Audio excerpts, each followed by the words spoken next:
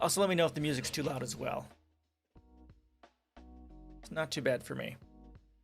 All right, Senator Bernie Sanders to introduce resolution of disapproval on 735 million U.S. arms sale to Israel. Because, I mean, why? The action comes as Biden calls for a significant de-escalation of hostilities between Israel and Hamas. You know, he says, yes, let's de-escalate, but then in UN, he stands against something condemning Israel and the violence.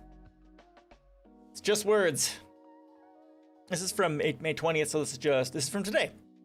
Senator Bernie Sanders from Vermont is preparing to introduce a resolution on Thursday disapproving of the U.S. sale of $735 million in precision-guided weapons to Israel, according to a draft obtained by the Washington Post.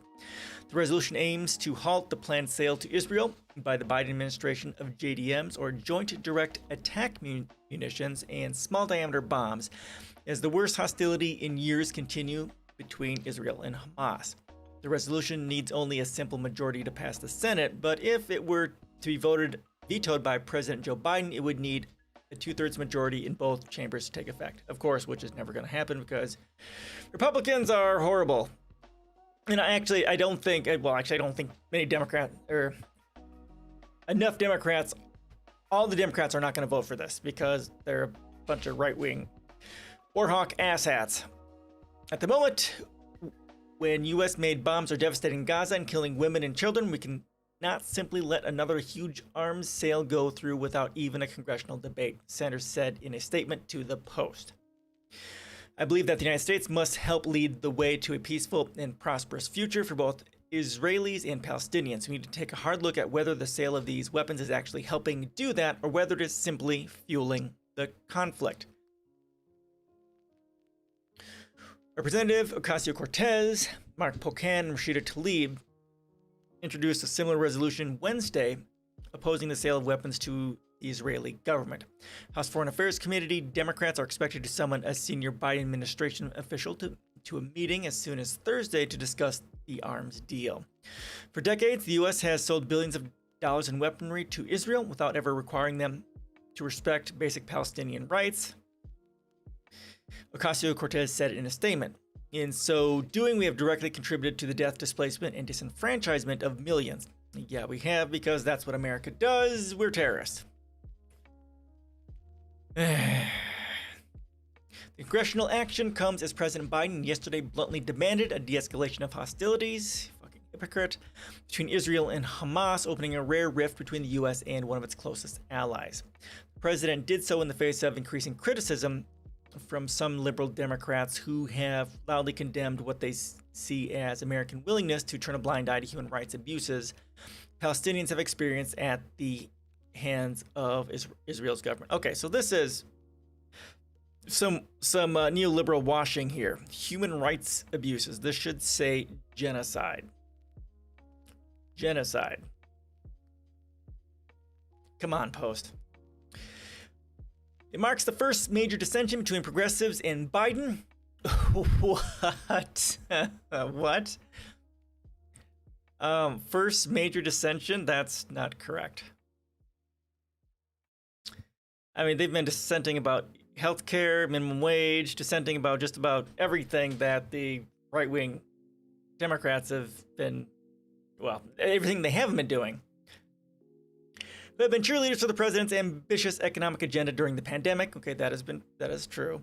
But actually getting the resolution from congressional passage to enactment is a big hurdle. Lawmakers have never successfully blocked a proposed arms sale through a joint resolution of disapproval, according to the Congressional Research Service, although it has passed them in recent years. Former President Donald Trump vetoed three resolutions passed by Congress in 2019 to stop arms sales benefiting Saudi Arabia and the United Arab Emirates after the House and Senate voted to block the arms deals worth more than $8 billion. Jesus Christ. Of course he did. While Sanders' resolution faces long odds, it appears to be guaranteed a vote in the Senate, according to according to procedures outlined in the International Security and Arms Export Control Act of 1976. In some way or another, this starts the ball rolling with the Senate voting in one way or another on the sale to Israel, instead of force familiar with Sanders' thinking. Sanders penned an op-ed for the New York Times last week, panning the U.S. government for being too accommodating toward Israel. Accommodating is a kind word. We're definitely not accommodating. We are fully supporting the genocide and basically paying for it. Vermont senator also introduced a different resolution calling for an immediate ceasefire on Wednesday between the Israel Defense Forces and Hamas, an alternative to Senator Rick Scott's from Republican Florida, fuck that guy, proposal to affirm U.S. support for Israel. Yeah, because, my God, he's horrible. Devastation in Gaza is unconscionable, Sanders said on the Senate floor on Wednesday. We must urge an immediate ceasefire. If the resolution does garner substantial backing from Senate Democrats, it would still need 51 votes and passage in the House to head to Biden's desk. That 51st vote would have to come from Vice President Harris, who would be put in the awkward position of bucking her boss's line on the conflict if she had to cast a tie-breaking vote. I couldn't imagine that she would. She's a pretty horrible human being too, so that's although as a political stunt she might do it. This is my username. How you doing? How you doing today?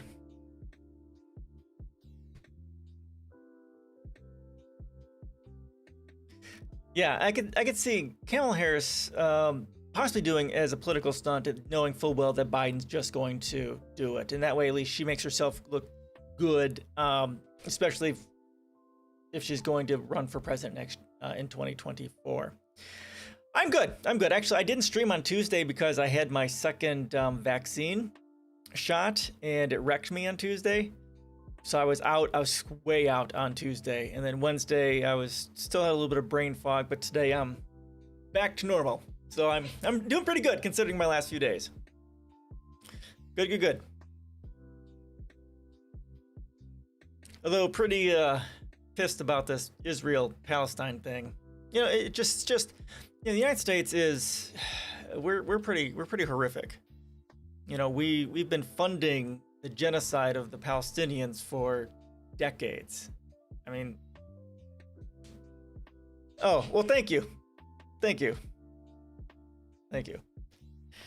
Not proud of it, but I was there. I was in the military prior to me becoming a part of prior to my journey into politics. So yeah, I was on the USS Enterprise during the initial bombing of Iraq. That's where I was, and that's something I have to live with, and I don't like it. And it kind of puts into perspective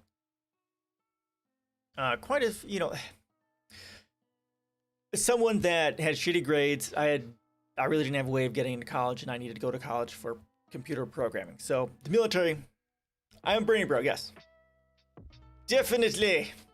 I'm far left. I'm actually much further left than even Bernie Sanders is. I'm way to the left. Actually, the screen shows me to the right. I'm to the left. Left is this way. Left? No, it is this way. My screen's flipped, so I don't know what I'm doing. Yep, I'm very left. How about you?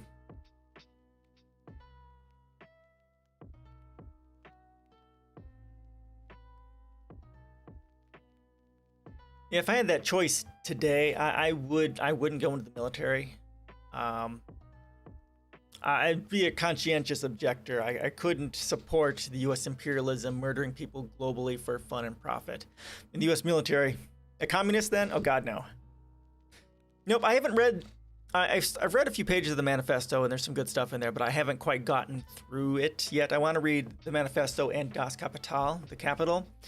But from my limited understanding, I think I'm actually. I like saying that I'm a bit farther left than even that, but I don't know. Communist is such a loaded word, especially in the United States. No one has a fucking clue what it really means. well, I don't either. I haven't actually read through it yet, but from my primary understanding, it's basically just a powerful critique of how broken capitalism is. Just like, socialism, communism, and the labor movements, all three of them sprung into being as, a social reaction, an immune response by society at large to the predations and the exploitation and the violence inflicted by capitalism. Had another system sprung up in its place instead of capitalism, one that wasn't exploitive,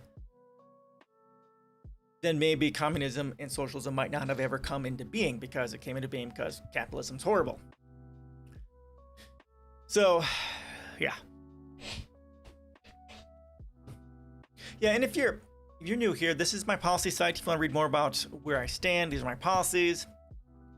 And this is my blog. I've been blogging about politics and stuff like that for about a decade.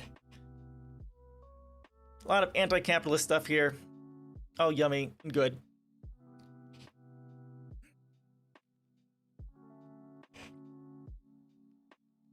All right. Yeah. Thoughts on this?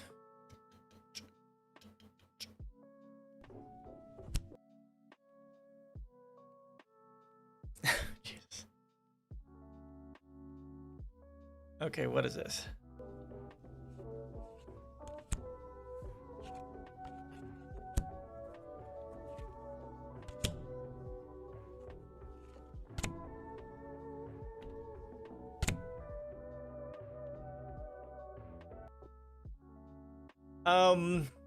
Okay.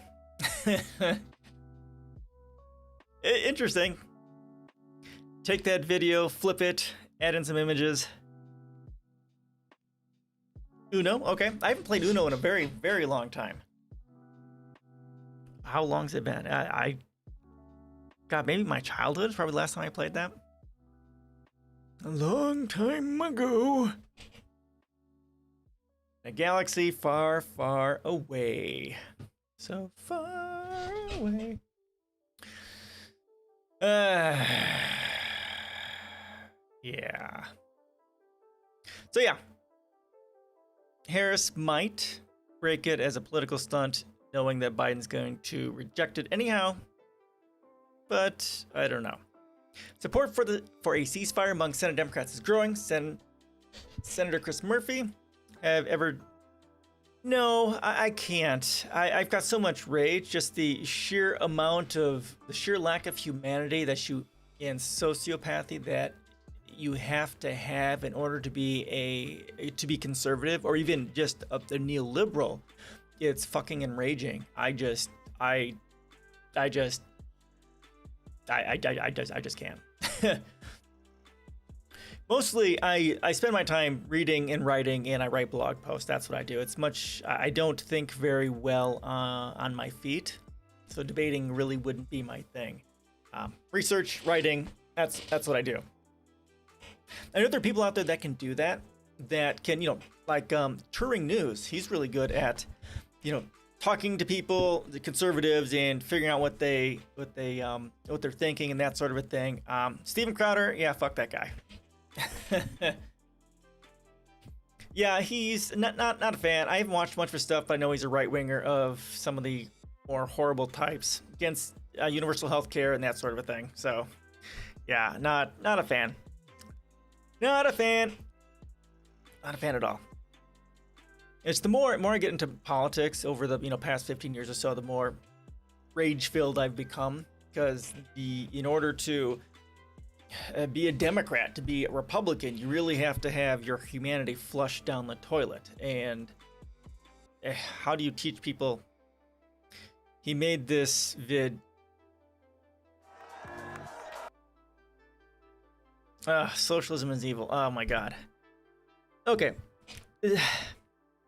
So the court, I don't know how he's going to approach this, but the core issue with these typically has to do with the failures of every single time it's been attempted. I've actually written a little bit about this in here. Facebook. I'll go and share this for you. This is if you really want to get into what I'm thinking, this post goes into it. I have like 126 pages written on capitalism, resource-based economies, and this ties them all together. It's like, right, so how about communism and socialism, right? Why did they fail? And for me, there's 4 basic reasons. Because there's never been a communist country in existence, ever, historically.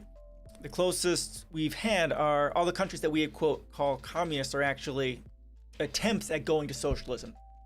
The only one that may have really succeeded might be Cuba. That might be the closest thing we have to a success there. All the rest failed for these 4 basic reasons. Again, I have not studied this in depth. This is not my area of expertise, but from my understanding, this is why. Of course, and if you look at primary issue is always going to be tension within methods of exchange. I have a whole post on this. This is one of my more important posts.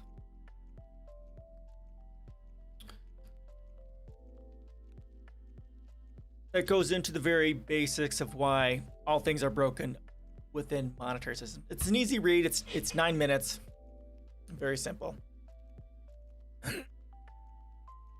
So the core corruption within monetary systems leading to sociopathy and competition and exploitation. That's always going to be there. Then at the time when they want to shift to socialism, they didn't have the correct social values to support that. It's hard to run from an exploitive feudal system and go to something that has more humanistic social values. That takes a lot of social engineering to get to that point to support the transition to socialism. They didn't have the technology, again, especially in Russia and other places that have tried this. To create a essentially planned economy requires a shitload of computing power. This is something we can do now, but we haven't been able to do that in the past. And of course, the U.S. destroying every single country that they can to keep them from embracing anything other than capitalism, which in order to keep the United States as the largest and most powerful country in the world. Murdering people for fun and profit. That's the big thing. So the corruption's in money, not having the correct societal values, did not have technology, and of course the United States. Those are my thoughts.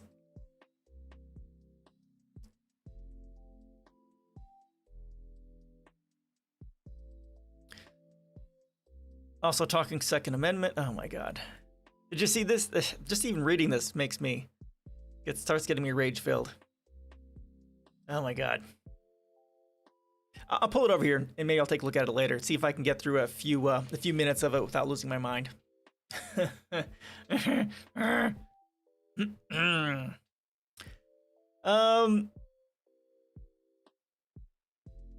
Senate Majority Leader Charles Schumer, staunch defender of Israel, fuck that guy, signed onto the statement and told reporters Monday he wanted to see a ceasefire reached quickly. Okay, good. Schumer's up for re-election in New York. Hopefully his ass gets primaried, and has otherwise been quiet on the issue roiling the Democratic Party. Of course, because he's a war hawk. Whoa! In his video, he mentions that, but also kind of tries to dunk on college kids, and because I'm not too educated on that topic, I didn't entirely have any comebacks to it, so that's what I'm saying. You should react to it. As I'm not the most educated. Yeah, okay. Yeah, I'm not either. There's a lot of history for that, and I'm not sure why. I'm not sure of the actual reasons. I do have like I've said there, my own thoughts. I'll take a look at it and see if I can get through some of it and see if if I can stomach it. It'd be interesting to see what does a right-leaning person, these sorts of people that are so right-leaning and intellectual, it's hard to see past their methods of manipulation. Like Jordan Peterson, he's another horrible human being. So you listen to what they say, try and figure out what is their angle, how is it that they're trying to break things, how are they trying to manipulate you into believing what they believe. And tear through it and figure out what the facts are, and it's difficult to do, and it requires a lot of brain work, and it's just too enraging. But I'll check it out. I will check it out and see if I can handle some of it.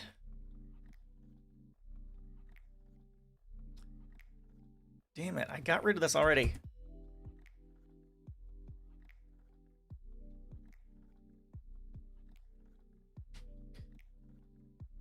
Oh, no. That sounds awesome. Because Shapiro is a fucking tool. Junk's pretty good.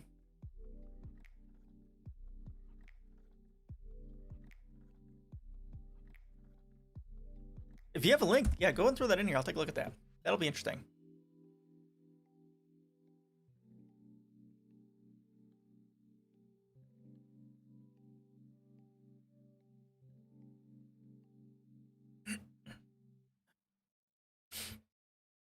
Ah. All right, this is just from a few days ago, 3 days ago. Allende is smiling. Chilean voters elect Progressive Alliance to rewrite Pinochet-era constitution. Chile will be the grave of neoliberalism. Okay, these all sound amazing. And Chile is one of those places where they tried to do socialism in the 70s, especially through a planned economy. I read this amazing article on it. Excellent, thank you so much. I will take a look at that. Let me go ahead and open this up here, and I will. Editor. And there's let's see if I can find it here. Project Cybersyn. Is that what it's called? There we go.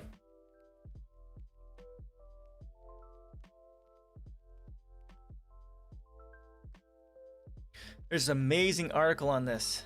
Is it this one?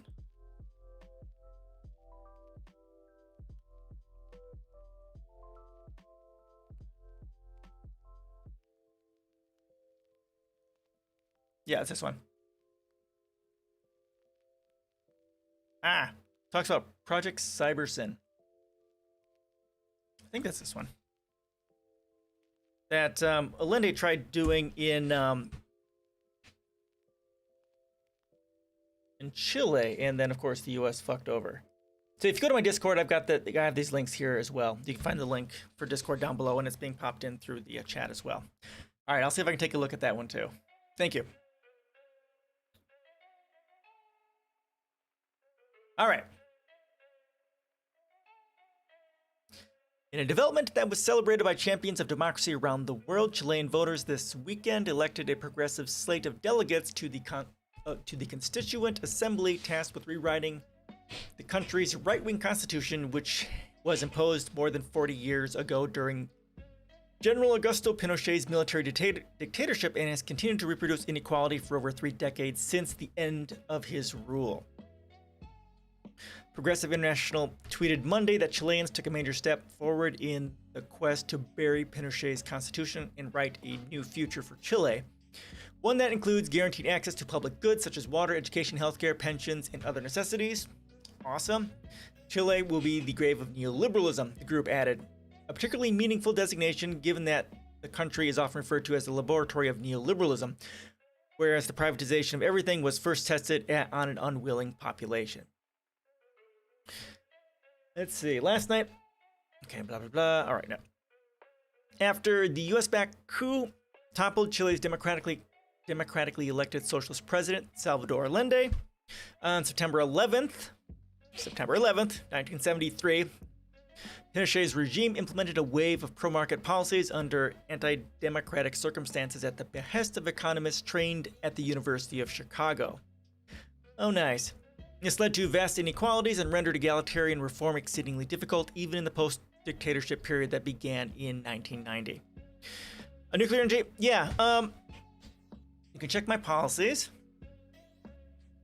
So my policies are broken down into three parts. The first part is philosophical foundations. We need to change our values first, and then the majority of our policies, and then part 3 is evolving to a world beyond poverty, war, and suffering. Blah, blah, blah, blah, blah. Yeah, so nuclear power, bad. And I was a nuclear reactor operator in the Navy. That's what I did. I was on the U.S. Enterprise, and I was on one of the 4 reactor plants on there. It's not sustainable. And there may be certain cases where it might be okay, maybe in space possibly, but that's pretty much it. Yeah, there's no need for nuclear power, and the potential that happens when something does go wrong, or when the storage of it goes wrong, we have a massive nuclear hellscape that goes everywhere, and that we can do basically nothing for. It's playing roulette. And someday we're going to lose that. We're going to lose in that game. We don't need nuclear because what we need to be concentrating on is geothermal and tidal. Those are the 2 most powerful baseload electrical forms of electric energy. Then you can go into, of course, wind and solar as well. And if you really want to get fancy, you can get into power satellites as well. So you can beam energy down here. That is like 80% efficient. So yeah, there's lots of other things we can do that are much better, that don't have the risk that nuclear power has.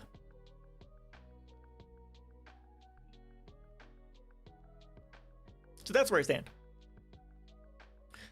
Does that make sense? Are you pro-nuclear? Please don't tell me you are. Yeah, and it's a lot of the left-ish is fairly split over this, and I get it, but just no. No, okay, good. Yeah, and there was I was at a Green Party? No, it wasn't a Green Party. It was a Wisconsin Revolution. I was at one of their conventions, and they gave this talk about just what the Green New Deal was, and they were talking about specifically how the energy policy and how Greens were split between, those who were pro-nuclear and those who were against. I was definitely in the against area.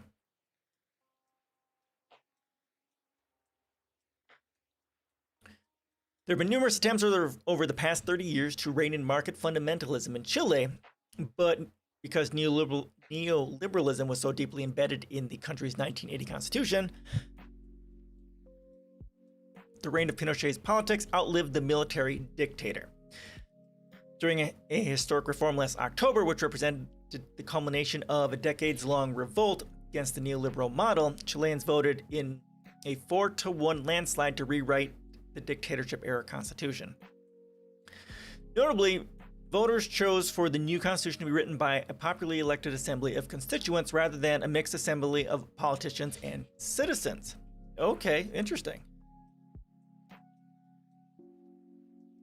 Popularly elected assembly of constituents rather than a mixed assembly of politicians and citizens. Okay.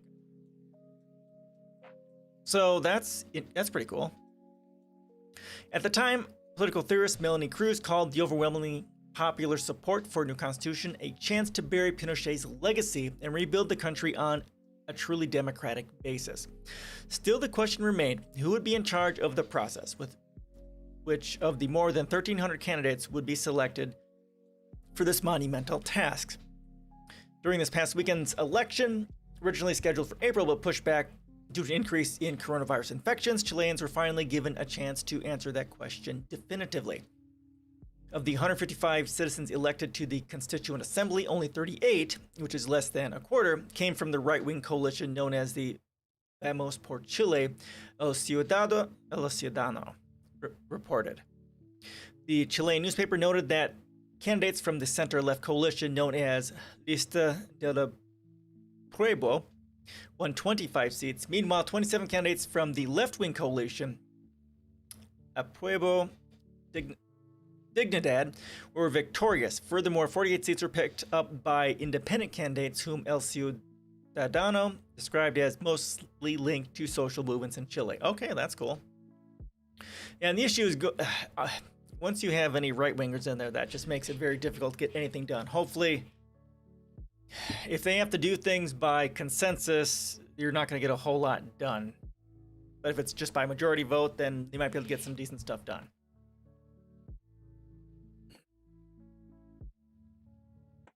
In addition, 17 seats at the Constitutional Convention were reserved for the representation of indigenous peoples. Okay, that is very cool. By delivering a knockout blow to the country's right-wing voters, ensured that a large majority of the 155 delegates responsible for establishing a new political framework at the Constituent Assembly will be bringing progressive perspectives rather than neoliberal orthodoxy to the table, increasing the likelihood that a genuinely emancipatory constitution gets created. Today, the people, the poorest, the homeless, the women, the Mapuche people won. Carolina Carriola, a former student leader in the fight for free, high-quality public higher education, and a current congressional representative from the Communist Party of Chile, oh wow, said Monday on social media, "We are breaking the padlock, which has allowed the right to veto transformations." Yep. And that's, there's similar stuff going on here in the United States. We have two right-wing parties, and getting anything done in this country is basically impossible. The only thing that's possible is little token chips thrown at us every decade or so, just to shut us up and make us believe they're getting something done. Greg Grandin, a world-renowned historian of Latin America, tweeted, "Allende is smiling," alluding to neoliberalism. Grandin added that it started in Chile, it will end in Chile. Marx economist Richard Wolff, author of Democracy at Work, among other books, also chimed in with a congratulatory message that highlighted the key role played by women in Chile's ongoing transformation. Cool. Well, women-led organizations tend to be more egalitarian and humanistic in general. In a world historic first that feminists say could establish a new global standard for greater equality in politics, Congress mandated gender parity at the Constitutional Convention, meaning that an equal number of women and men had to be elected. According to Reuters, 77 of the 699 women who ran for seats at the Constituent Assembly were victorious, compared with 78 of the 674 male candidates. Women candidates did so well, Reuters noted, that the requirement of parity resulted in adjustments having to be made in favor of more men. A total of 5 seats were handed to female candidates who polled lower than male counterparts in certain districts to ensure a 50-50 gender split, while 7 seats were handed to men who polled lower. As the news outlet noted, some lamented the fact any ceiling had been placed on victorious female candidates at all. Yeah, and I was thinking the exact same thing. You should make it. I should have made it just a minimum of 50%, and then just let it go from there. Yeah, that would have been better, because in a way, having done it that way would have helped to mitigate the potential issues of having the conservatives there.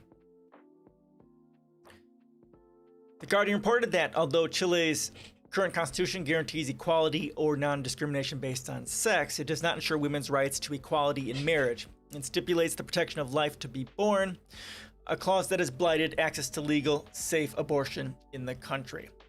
While women's rights advocates acknowledge that not all women in the assembly will share feminist values, we expect the makeup of the Constituent Assembly to result in a framework that enshrines equal rights for women, as well as marginalized groups that have been excluded from political spaces, including the country's indigenous communities, LGBT groups, and gender nonconforming people, the newspaper added.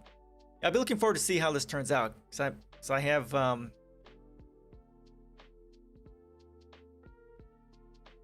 my Declaration of the Unified Rights of Humanity. I should be able to possibly find some things from there that I can update and improve upon here. This is built based off the Universal Declaration of Human Rights. If you don't know what that is, take a look at it, because it is an amazing, amazing document. It's set up. Actually, I have a weird view on abortion because of what party I'm in. What party are you in? And what is your view?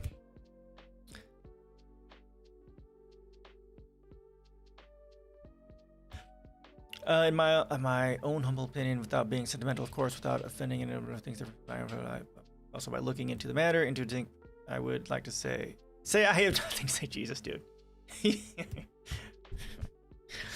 Okay, all right, well done. I'm pro-choice. It's not. There's nothing. This shouldn't be legislated at all. It's between the doctor and the woman. That's all. That's it. There you go. Next. Anything other than that, and your.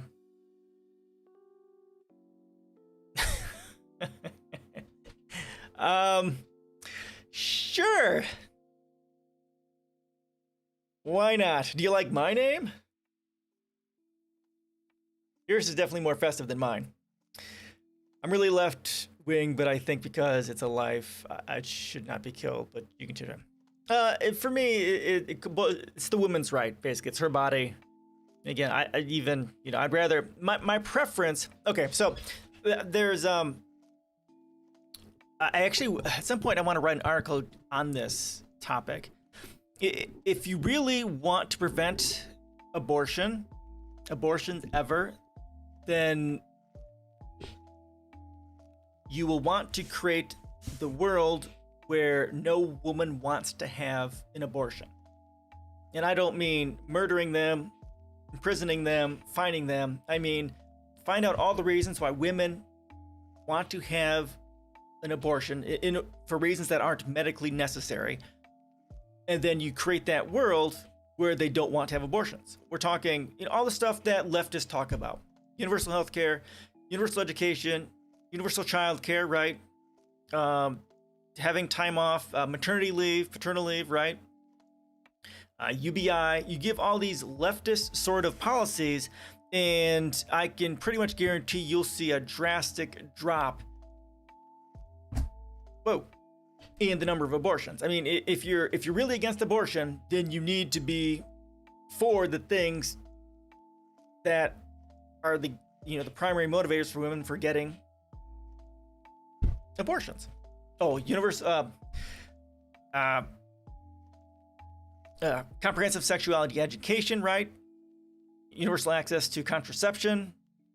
If you're not for these things, you're not really against abortion, and you're just, well, you have issues.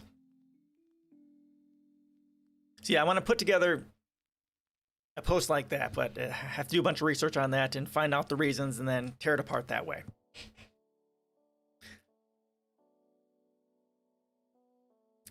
You think it's not the woman's body? Okay, no, I can understand that. I can understand that. I do. But we shouldn't be legislating that. It is the woman's body. I mean, even according to the Bible, it is. The Bible says that life does not start until the first breath. And if you look at some of the Old Testament stuff specifically, there's these examples where a man kills a woman and he is put to death. Man harms a pregnant woman, and the fetus is killed, and the man has to pay property damage. And if a man kills a pregnant woman, I'm an agnostic too. I'm an agnostic humanist. Yeah, man kills a pregnant woman. Well, the woman being killed is why that man is put to death. Even according to the Bible, it's just part of the woman. It's property damage. Yeah. So yeah, for me, it's just leave it to the woman and the doctor. That's all that matters. And if you want to prevent abortions, you create the best possible world so that they never want one. That's what you do. And also, if you look at the studies about this sort of thing, there's a direct link between inequality and abortions and teenage pregnancies and that sort of a thing too. So again, stuff I've already talked about. If you want to prevent abortions, then you need to create the world where they don't want to do them, and that happens by lowering inequality in every conceivable possible way. And if you want to read more about that, I've got just the inequality aspect. Peach Pie Lord, how you doing? Well, someone has to sell Israel weapons, and I'd rather the U.S. do it than China or Russia. Well, no, someone doesn't have to sell Israel weapons. Israel should have the shit BDS out of them, period. We cannot be a leader in peace if we are, well, we're funding the genocide of the Palestinians. That's what we're doing. We are complicit. We may not be pulling the trigger, but we are giving them the guns to murder all those people, the missiles and all that sort of stuff. Nope.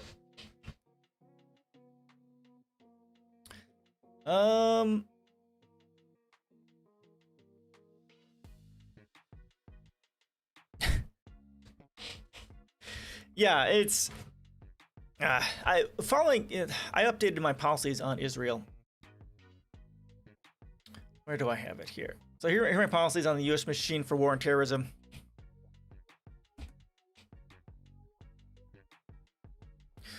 Well, then, do you support a complete stop in Western Chinese trade? Yes, actually I do. And trade with the Arabic states too. Any country that engages in human rights violations should have the shit BDS'd out of them, period. Now, to be fair, also, the United States is also guilty, and we need to deal with it as well. And that's a part of my policies too. Yeah, basically. It's not half the world. I mean, Europe has issues, less so than the rest of the world. No, we still have Europe. We still have Africa. Well, Africa's got lots of problems too. But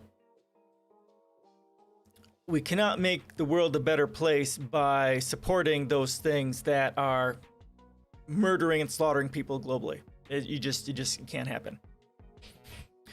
Also, stopping trade to these other countries will ensure that the United States will refocus and realign its manufacturing and food production to be more self-sufficient. I mean, the United States already wastes 40% of our food supply. That is something that can change. It'll help. A sort of period of isolation, to an extent, can help bring about a high level of self-sustainability. Several South American, African, and quite a few Asian nations, population-wise, is very much half the world. Africa would side with China economically.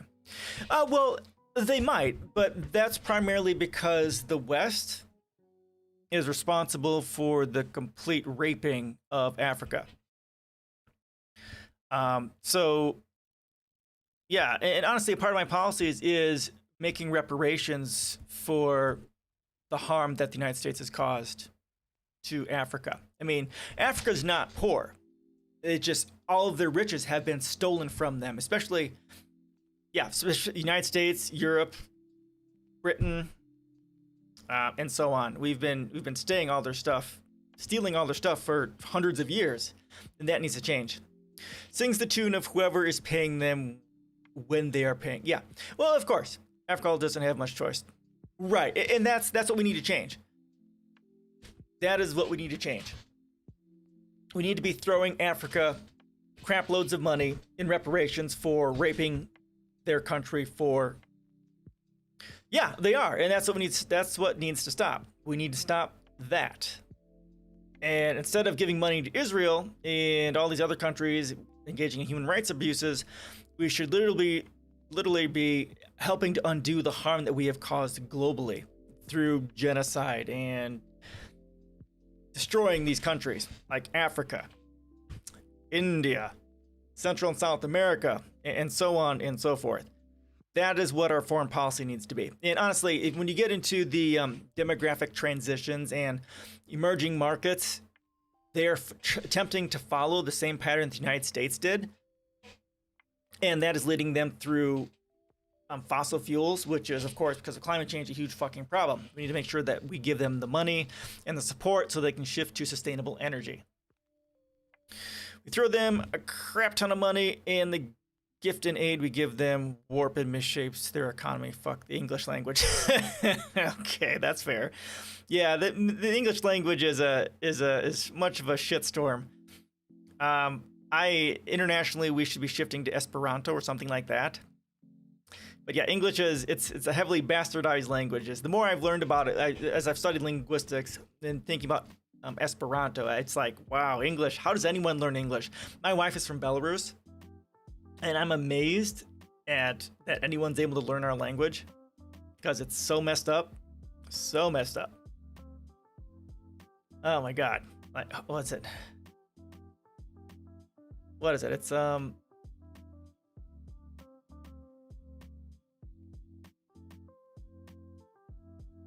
it's great in how terrible it is, though. Yeah, oh yeah, it sets an amazing standard, right?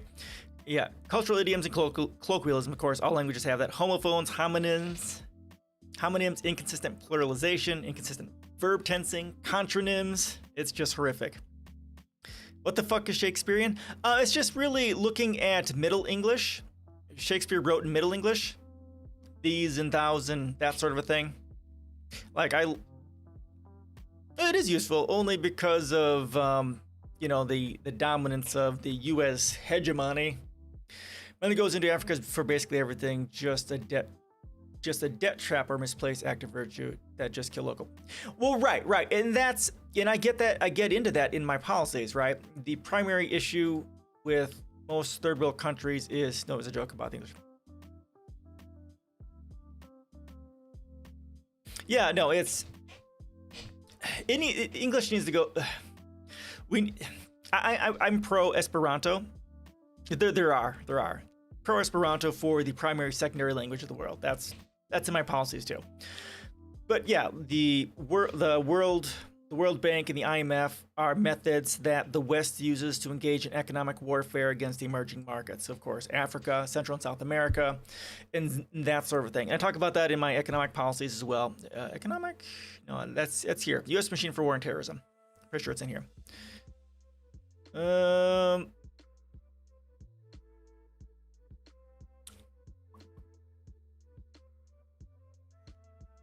Let's go find this. IMF. There we go. How can an egg farmer compete with free eggs? And the eggs don't last forever, and the egg farmer might need to eat or sell his chickens. What are you talking about? Are you talking about the what are you talking about? Okay, so a part of how we need to approach changing things. We need universal Japanese. Oh my god. Oh, fuck, dude. You're a sadistic bastard. That's funny.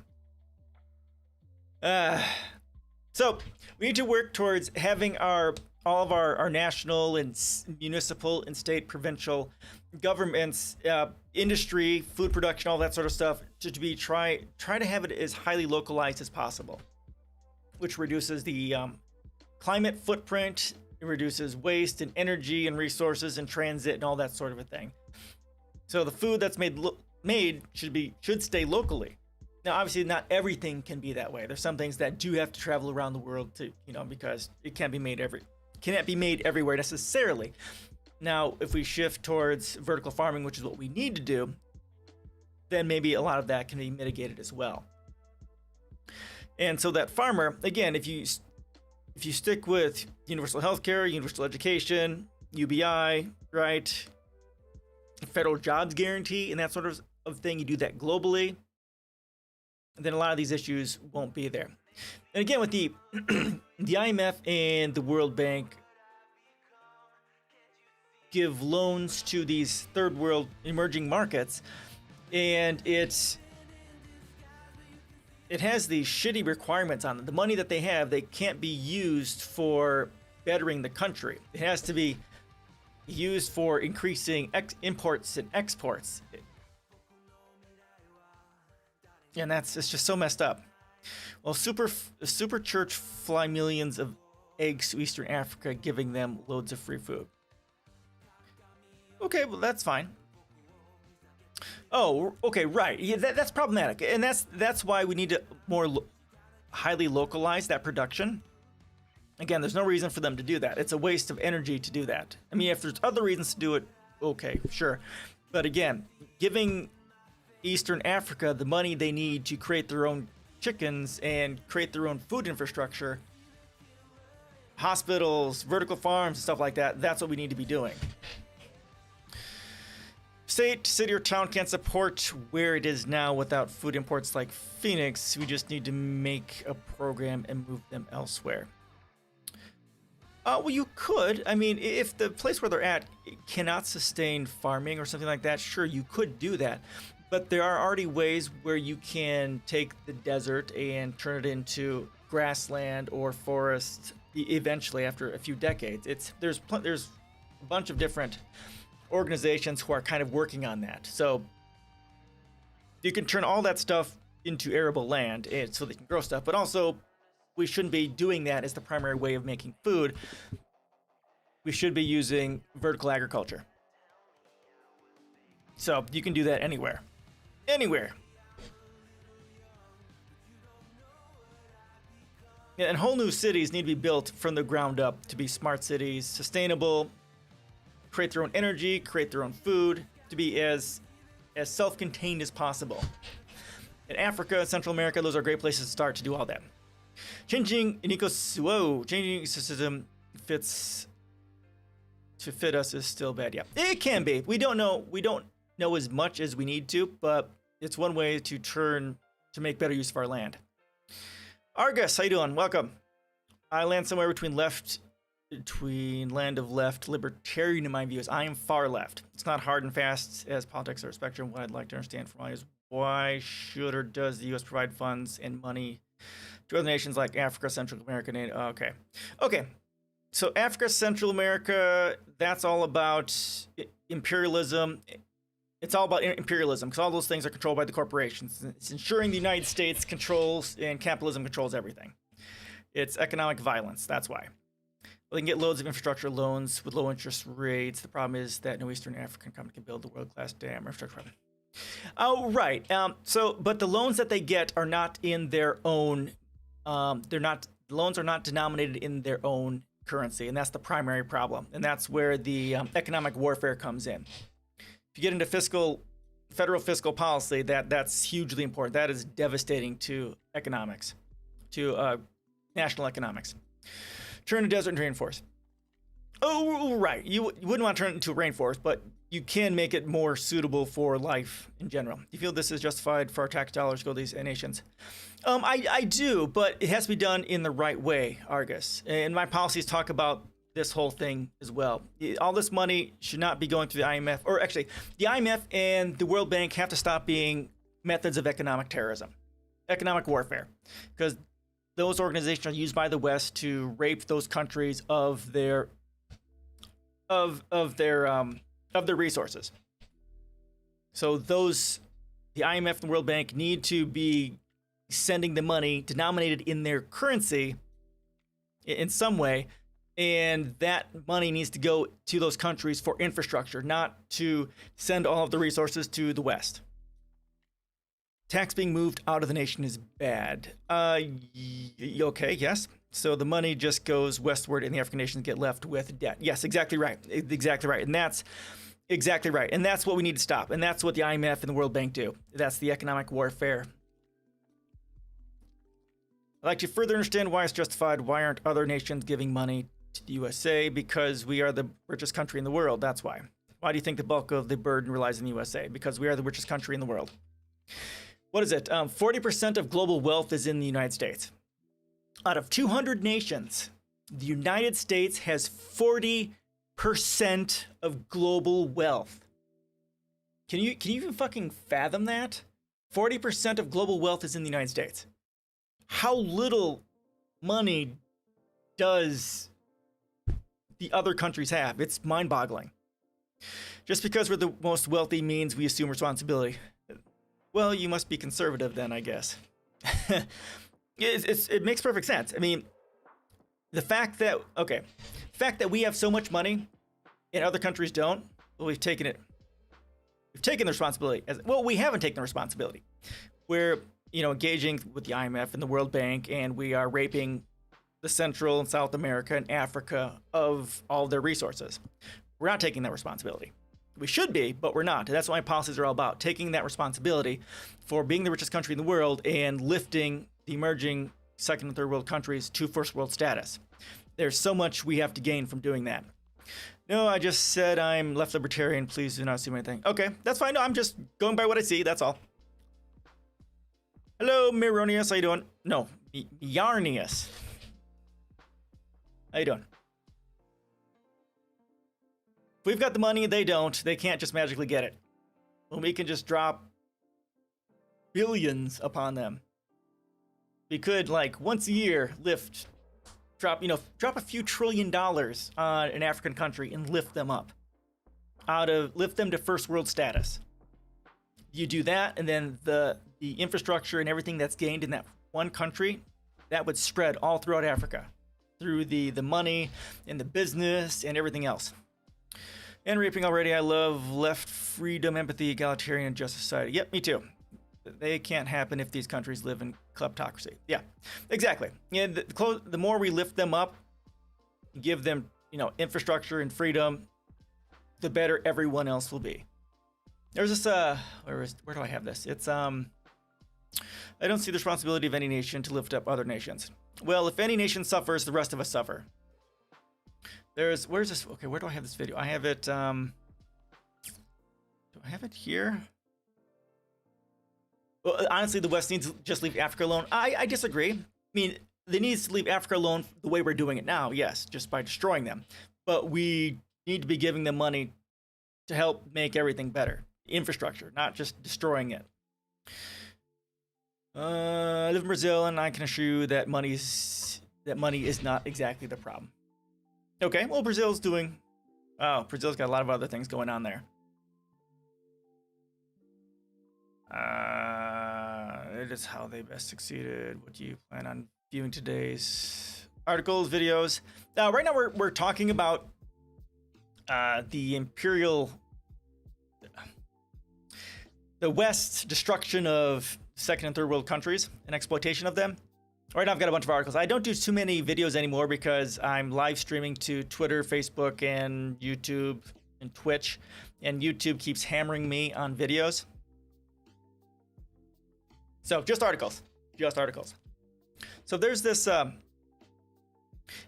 say we leave each nation to its own economically. That's not a good idea, because that's one of the big diseases of, build them infrastructure and they can get basically as much money as they can afford. The problem is that they don't stay in Africa and they don't see the actual growth that is projected. Right, that's okay. Kleptocracy government whose corrupt leaders use political power to appropriate wealth of their nation, typically embezzling, misappropriating. Yep. Thought you said you would view the crowd of... Oh, I'm not going to watch it here. I'll watch it later on. Because, again, if I watch YouTube stuff, I've already got 1 strike on my YouTube account, and if I get 3, I lose my YouTube account forever. I said I'll look at them later.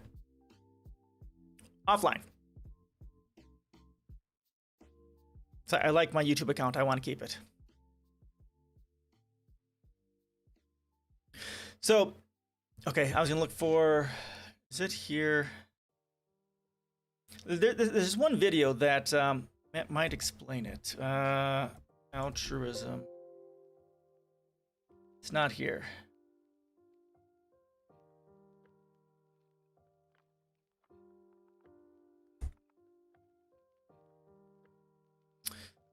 Egotistic. Here we go. Egotistic altruism. This is an amazing video. Majority of... Go ahead and watch this. How can you get a copyrighted just for your viewing? Well, you would, I don't know exactly. You would have to contact the publishers of whatever it is and specifically get a license from them for broadcasting. I've not done it. If you had to do that for every single thing, it's so prohibitively expensive. It's ridiculous. Thanks for the chats. I'm not an advocate for distorted thinking and single solution thinking. I understand the arguments, far left policies. However, sometimes policies are too unrealistic, so implement due to many varied other factors, population sizes. Incorrect. All that stuff is caused by inequality. And the economic histories of these nations. Okay, sure. Again, I don't see the responsibility being U.S. to shoulder the burden of nations. It's not just the U.S. The rest of the world has to too. Although the U.S. being the richest has the obligation. See, that's the brain damage you have from capitalism. And that's why in my policy that the first thing we have to work on is our values. And capitalism has us separated. And the first thing we need to understand, we need to teach in our schools and our universities that we are interdependent. Harm that Well, that's fine, but you still don't understand this, and that's problematic. And that's the brain damage we have from capitalism, from monetary systems. And monetary systems, capitalism abjectly rejects our mutual interdependence, and that is what causes the harm throughout the world. And that's what I don't know, whichever person was talking about it. We all have a responsibility to lift everyone up. And until everyone understands that, we are always going to be competing against each other and destroying each other and harming each other. And that will always lead to humanity losing, just like we are now. No. I think the U.S. should just stop support anti-democratic movements and military coups. Oh, that's a good start, Yarnis. Yep. Well, it's not like correcting inequalities. Yes, it is. It's very realistic. There's no reason we can't do it. We have the knowledge, we have the technology, and the resources to do it today. We could drastically reduce inequality within a decade, in a mind-boggling way. It's not corrosive. It's a fact. All humanity suffers brain damage. I've got brain damage. We all have brain damage from monetary systems. It's just the way it is. People who are rich are sociopathic, bordering on psychopathic. It's even, people who are impoverished literally have brain damage, especially children. It's fucking devastating. And then even people in the middle class have psychological problems because of the inequality problem. We have the resources, true, but not the mindset. Exactly right. Exactly right. And that's why my policies are first about changing our values first. We have to change our mindset first to make sure that we have the values appropriate for making the changes that need to be changed. That's exactly right. That's what phase 1 is. 8 philosophical pillars for peace, Declaration of the Unified Rights of Humanity, Universal Declaration of the Rights of Mother Earth, and so on. It was wrong for the USA to be involved in other countries. However, as a wealthy nation and as a defender of democracy, we can't stand idle while genocide in some countries occurs. And when we step in, it gets really messy because the players on the chessboard. Yeah. It is difficult. I don't know what those answers are. It's very difficult. But the United States has never been a defender of democracy. That is one of the delusions that we have here in this country, and that has never been the case. The United States is only cares about the dominance of capitalism so that the United States stays dominant. It has destroyed every single attempt for socialism and communism globally, and that's never going to change until we stop it. Isn't dependent upon Africa or even Asia. True, it can just build new factories and exploit cheap labor. Third world cannot. Exactly right. And that's why we need to lift the third world up. I don't know made this vid. Honestly, I can't believe this is out on YouTube. Yeah, Yeah, louder with Crowder. He's a douchebag. Fuck that guy. Peace is a lovely idea, but it is ultimately impossible to achieve absolute peace when there's still people on the earth. Well, it's not impossible. It's just very unlikely as long as money is a part of it. Monetary systems causes most of the corruption. I have a giant post on this basic concept here. The U.S. even supported our fascist... Yeah, the United States has always been supporting fascist dictators because those are the ones who are most into privatization, neoliberalism, and fascism. We can't have peace on this earth. It just requires us to change our values,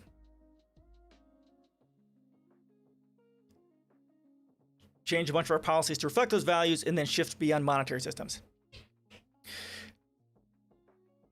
The mindsets are why our solutions are unrealistic. National change isn't something to expect the same way you don't expect Bezos to come. Oh, right. Yep. Mindsets have to come first, and then the policies can follow. And not all of it is just mental illness. The rich are convinced. Right, but the issue is the rich also have brain damage. They're psychopaths. Literally, they are sociopaths and psychopaths because of the brain damage they get from high levels of affluence. If you want to read more about the basics of this, these two books don't approach it from that specific angle, but this talks about the first two books here talk about the harms of inequality. They have brain damage. And honestly, the best thing we can do for the rich is to take their money from them to save them from their brain damage. And of course, the same propaganda is paid for by the rich. The rich pay for all that. They want They want that so that they can maintain control of everything. It is impossible. It is not impossible. People kill when given half a reason, and that's because of inequality and the brain damage that we get from it. Violence destroys any absolute peace. Yeah, and you have to realize why that happens, and that's from inequality. That's from deprivation. People not having what they need. We're all wrong. We've been wrong. It is wrong, and you have a plan that's better. Have you considered getting a job in the U.S. government? I do work for the government. Well, for small county government. And I have run for office. I'm going to run again this year as well for county board, or not county board, school board. This can be great with infinite power. Even someone like me could create utopia. Yep. Remind me not to invite you to a national pool party.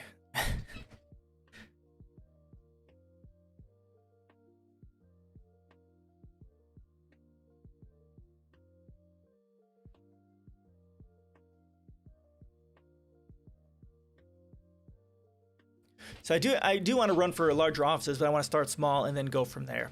And I've got policies for a lot of things, and it's just a matter of getting my feet in there and trying to make changes. We can. The key part of all of this is to understand what is the primary driver for the violence, what is the primary driver for crime, what is the primary driver for mental illness and suffering and all that sort of a thing. And at the end of the day, it boils down to inequality. Inequality. My policies are pretty much a war on inequality on every single possible level that we can do it. Environmental, education, healthcare, all the things.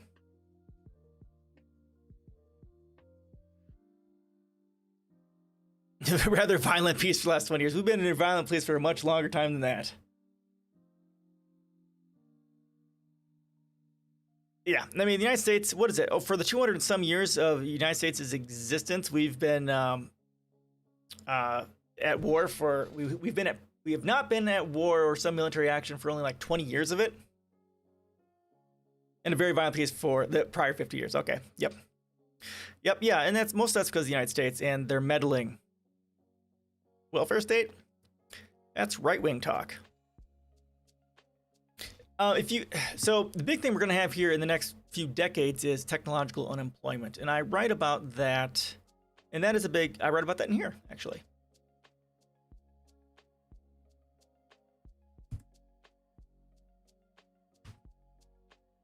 As more people lose jobs because of high levels of automation, especially with the coming of the pandemic, that's going to greatly increase the rate at which, it's going to accelerate the rate at which companies automate, which means even fewer jobs. And then, of course, because of the pandemic, many businesses went out of business, and therefore fewer jobs. It's going to greatly reduce the number of jobs that there's going to be over the next coming decades. And people are going to be without UBI, universal health care, and all that sort of stuff. People are going to end up homeless and stuff like that. And that's not good. We need a way of dealing with it. And there are ways of dealing with it. Yeah. I'm not going to watch that. It's just, it's... Thanks for posting it, but we're not going to watch it. And 5% is the U.S. playing a fair game. What do you mean? Like 9%, that is just us bodying some... 5% is the U.S. fighting Britain. Ah, okay, I see.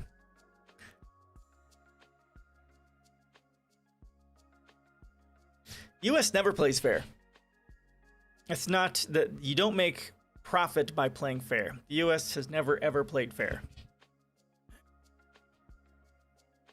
I mean, the U.S. is not a country. We are a supranational corporate conglomerate that has its own private military. We haven't been a nation for a very long time. Don't know when that was exactly, but we haven't. We're a corporo-plutoligarchy is what we are. Okay. I think at least. Okay. Well, if you have a question, ask. I mean, the people, heritage, what is heritage?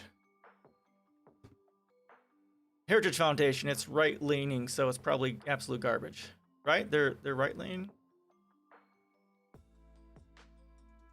I'm pretty sure they are.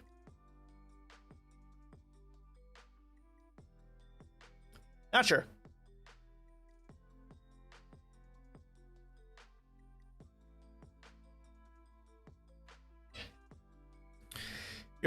I'm full of anger. Yes, I am. I am absolutely rage-filled every day. The more you understand how and why our world is messed up, if you're not full of rage, you don't have a clue what's going on. I am, and I'm so, yeah. And that's why I'm here on Twitch, live streaming. That's why I blog, I research, and I write. That's why I have my policies, right? So I want to understand why our world is so fucked up and what we can do to fix it. And it's difficult, because the brain damage we have from capitalism and the brain damage we have from just existing it's very difficult to get beyond. I would say the basis for your claims is that in the 1960s when companies got the right to lobby, or in the 80s when the floodgates opened for slush funds. Oh, okay. Could be. I haven't studied that aspect very much. I haven't studied that aspect at all. Just corporations own everything. Yeah, there's been a lot of laws here and there that have opened it up step by step to give the PragerU right-wing bullshit. They are horrific. They are a right-wing disinformation propaganda machine. They're really bad. Fucking horrible. I've watched one or two things by them that wasn't horrible. Like they did an interview with Stephanie Kelton, who's one of the big wigs at MMT. So there's like one or two things. Yeah, because like first thing I watched for them, it was okay. Then as I saw some more, I was like, okay, no. That had a fairly limited expansion because they can just lobby for regulations. Yeah, I mean, they basically, the rich and the corporations can just write laws, hand it over to the politician that they bought and paid for, and then get it passed. Never think that regulation and minimum wage increase is in your interest, because it isn't. Oh, right, because privatization and deregulation is the primary is the primary way that they make their money. And of course, keeping minimum wage from increasing, yes, they can't have that either, because that cuts into profit.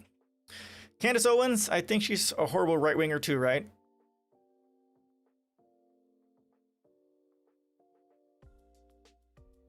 I'm pretty sure.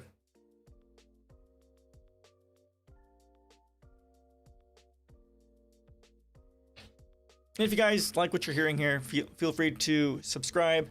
I'm also on Twitch, Facebook, YouTube, Twitter, and all that sort of stuff down below as well. Discord too. No, they need to stop competition. The larger companies can afford to eat the losses. Yes, that's exactly right. Exactly right. That is why competition is brought on because of monetary systems.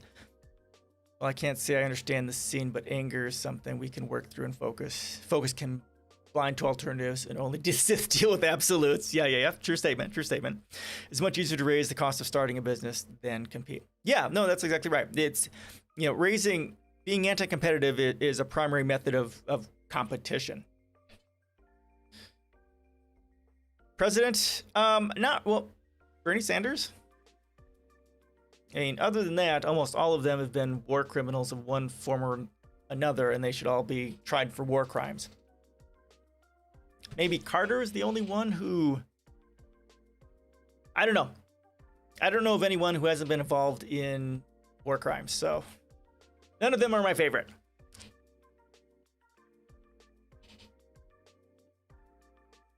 Yeah, getting rid of competition. That's getting rid of competition within our economy is what needs to be done. That's kind of what I focus on here. You can't get rid of competition. What is your favorite flavor of ice cream? I'm a chocolate or mint chocolate chip, or actually peanut butter cups in it. Vanilla with peanut butter cups. Why do you think Coke and Pepsi have almost no competition? It's used not to be that way. Oh, because they own all the other ones, right? Jesus is getting his footnotes ready for the revolution before the revolution. For the revelation. Mint is, yeah, some people are like that. I love mint. I've always loved mint. My daughter doesn't like it. Fuck Ben Shapiro. He's a right-wing piece of shit. Sam's Cola. Oh my God, horrible. Mountain Dew. That's my drink of. That's the soda I drink. I generally don't drink any dark stuff.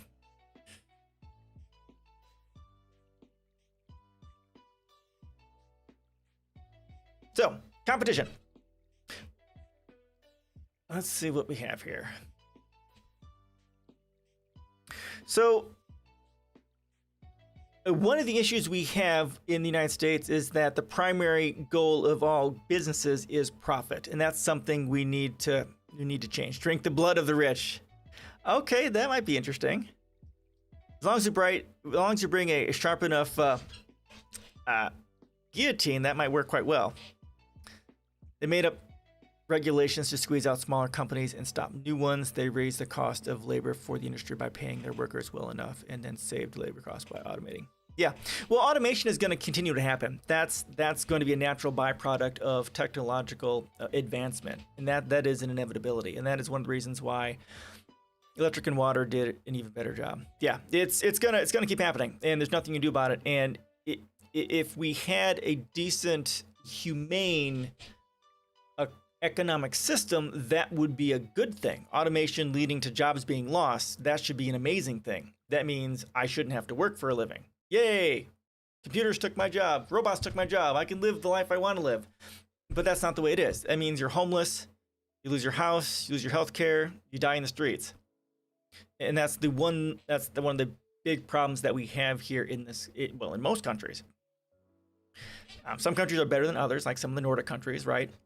But we need things like universal healthcare, universal education, universal housing. Housing is a human right, food is a human right, transport, internet as a human right. There's something referred to as universal basic services. And then, of course, UBI in some form. I'm not a fan of Yang's version because it's got issues.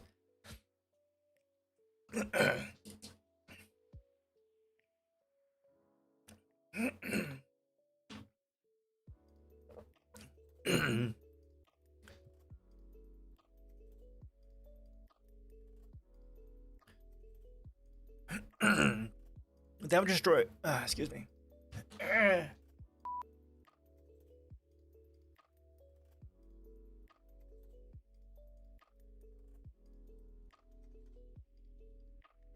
Okay.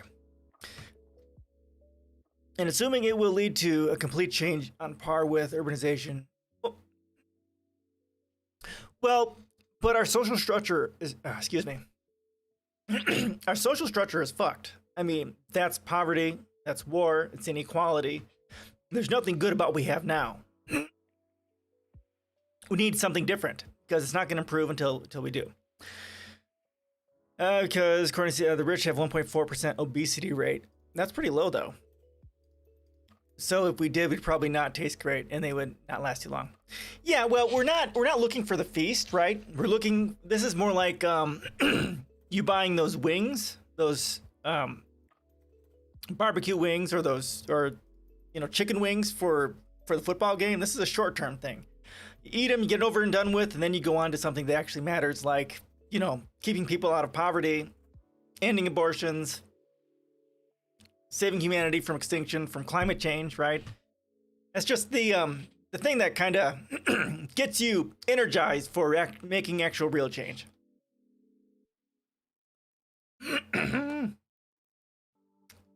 It's gonna be pretty gamey and pretty actually rancid, actually, but good to do it just to do it and get over with. I like our society well enough. You must be in a position of significant privilege to say that. I have it so good when compared to anyone in the past. Yep, and it will probably be the case that I will have a very shitty life when compared to someone born. Do I like ACC? AOC! Basically, yes. Yes, I do. But the thing is, Peach Pie Lord, it can be better. We have the knowledge and technology to make the world an amazing place today, if we chose to do it. Well, enough to say that you definitely have quite a bit more than the majority of humanity. Yeah, I'm an American too. I'm middle class, And the more I get into, if you're not Antifa, you are a fascist. So that should be, Antifa is the default state, should be the default state of all humanity. I mean, I'm white male, cisgendered, middle class. I have so much privilege, so much privilege. As I've gotten into politics and economics and poverty, I'm not part of the working poor either yet. Although that is something we always worry about, because one bad thing happens and you lose everything. Middle class rich boy here. Yeah, exactly. You got your position of privilege to say something like that. And that's exactly the problem. Your affluence, your level of privilege gives you your sociopathy. Most of the world isn't like that. Africa, South America, Central America, right? They're all suffering horrifically. And it doesn't need to be that way. We can make a difference. We can change things globally. And that's what my policies look to do.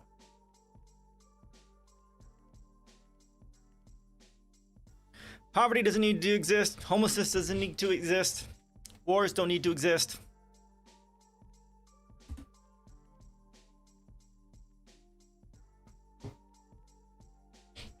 We can stop a lot of this. It just has to be important. Again, that's a values problem. We don't teach that we are interdependent not only with each other, but with the natural world. These top three here are very important. And if you got rid of all my policies and just kept this one pillar, this is the most important part of my policies right here. Interdependence. Let me go and share this with you. I'm saying you're a middle-class rich boy. I'm definitely not rich, not even a little bit. I'm pretty poor for an American. Oh, okay, but I'm rather rich compared to. Well, of course, but that's the way it always is. I'm definitely not even close to rich. I'm lower middle class.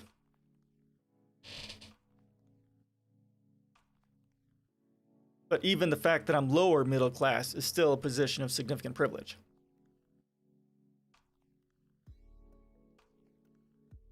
Significant privilege. Especially as compared to many people across the world. Polls saying conservatism and minority Republicans are increasing dramatically. And what do you think that the Republican Party and the Democratic Party look like in about 10 years? Well, conservatism will increase with high levels of inequality and suffering and stuff like that. So I could see that being a thing. As poverty and inequality raises, tribalism and fear increase as well. It's kind of the way inequality kind of works. If Donald Trump doesn't go to prison and he starts his second party, that would be amazing, because the left will split. Or the left will split. The right will split even more, right? The Democrats are center-right. They're moderate Republicans. You got the Republican Party, which is, lunatic fringe, and then Donald Trump is going to make it even farther right. Then we also have the potential rise of the People's Party with Nina Turner. I'm not sure what she's going to do. If she's going to run on the People Party and try and run for president, she's going to get wrecked, much like the Green Party does every year. But if she runs as a Democrat, like Bernie Sanders did, well, she still won't win, because the Democrats will never let a socialist win, because they're a bunch of neoliberal whores. Over the next 10 years, we're going to have an increase in the number of actual leftists in Congress, like we're seeing with the Squad and any other things. Rand Paul, fuck him. Nikki Haley, fuck her. Right-wing pieces of shit, right? Yeah, fuck Rand Paul. Fuck Rand Paul right in the left ear.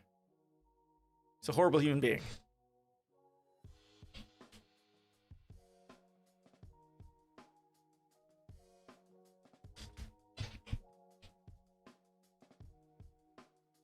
You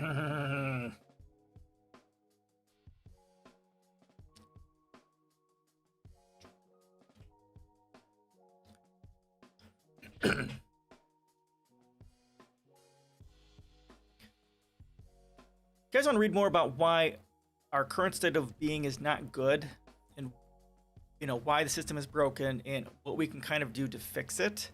Just on a broad scale, my post-cancer capitalism goes through it on a basic level. And it's, once you understand these things,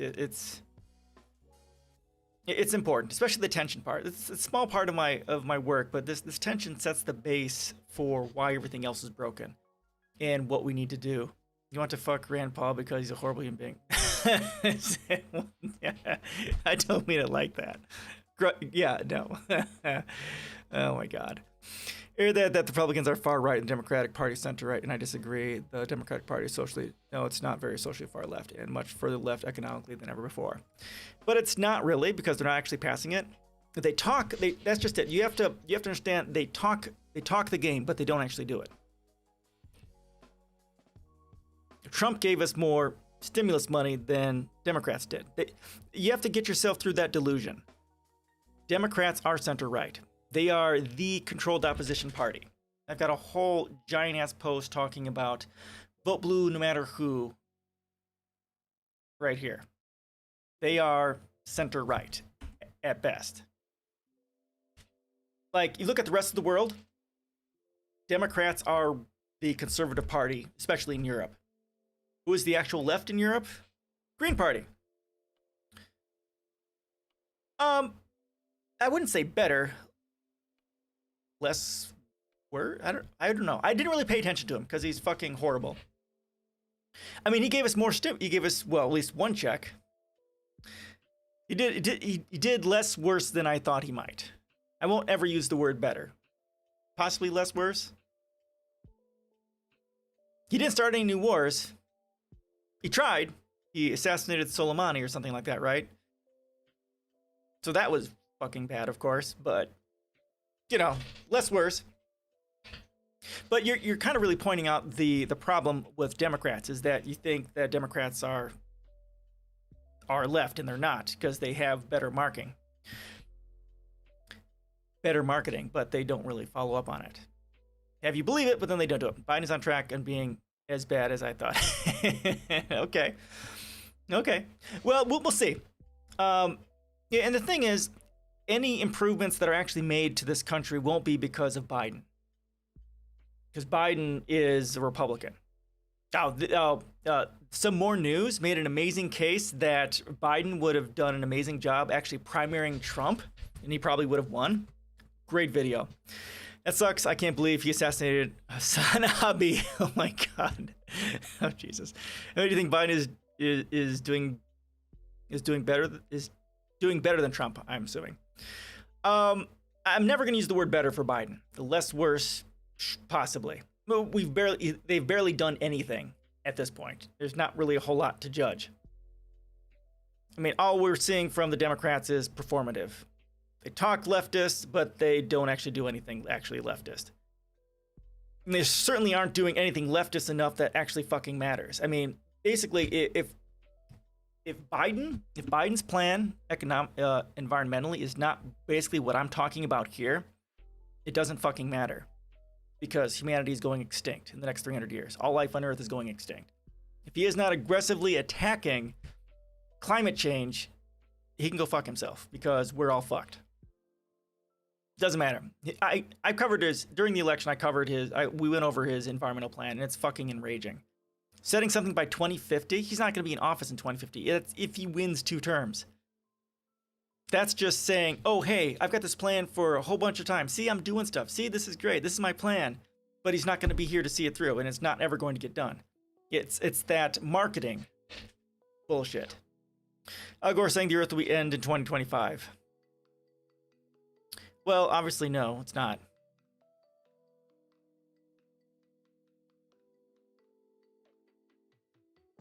But, you know, it's going to keep getting worse. Year by year, climate change is going to get worse because we're not doing what needs to be said. You said that last week? Really? No way. Fixer didn't happen. Okay, no, Linker didn't happen because pictures can be photoshopped. Yeah. It's going to take, most life on Earth will be done in the next 300 years because of climate change. And it's, unless we effectively commit a war on climate change with the United States leading, we're all fucked. The United States has the strongest military, the most money in the world. If we're not at the vanguard of it, we're pretty much fucked. Climate change is real, but it will make humanity extinct. We can live on Mars. we can't live on Mars. I mean, we still need a shitload of stuff from the Earth to make any of that happen. It's possible. I mean, it's possible, right? I covered that. My policies are interstellar humanity. Yes, it is possible, but we don't have the technology, the knowledge to do that at this point. We could live on Earth. You're right. We could live underground. Yeah, it's possible, but the wars that will ensue and the fighting that will ensue because of climate change, because of monetary systems, because of capitalism, because of competition, because of class warfare, just the wars itself will end up destroying everyone, and then everyone, the food going away because of the temperature change, everything being on fire. Unless our entire civilization goes underground or lives in domes on this planet, there will be nothing left, because there'll be no life on Earth on the surface at all. Make a home on Mars. Despite the conditions, Earth won't ever be as bad as Mars. Ex canis majoris. We could. Well, there's an argument that Venus was once like Earth, and then the runaway greenhouse gases caused it to die and become what it is. And I have something at that here, right? It's here we go. Yeah, the acidic hellscape of Venus. This is what Earth is going to be like at some point. It'll take longer than 300 years. But you're going to have sulfuric acid raining down. There'll be nothing left on this planet if we don't start fighting climate change. So this is where we're at now. Pollution and ecocide. You've already had water wars in Australia during the fires, right? This is coming. Temperatures rising, everything's on fire. Acid rain, pH level in the oceans are going up. We're gonna get the world of Mad Max, and then eventually it's gonna be this. Unless we are living underground or in domes, there's not gonna be much left here. That means we have to have a self-sustaining everything happening. Climate change is important, but you're not at all overhyping it. Not even a little bit. Oh, Jesus Christ. Nope.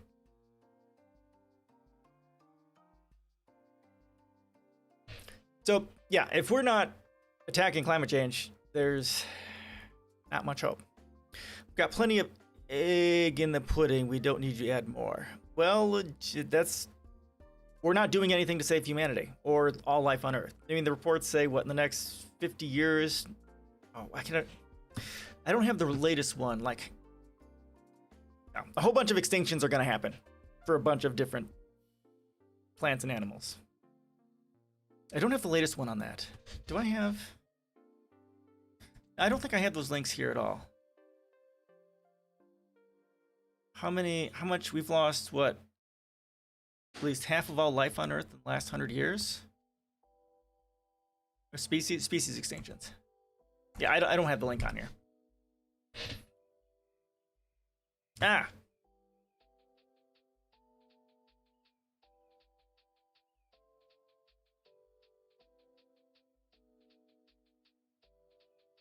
I'll need to find that link. I don't have it here.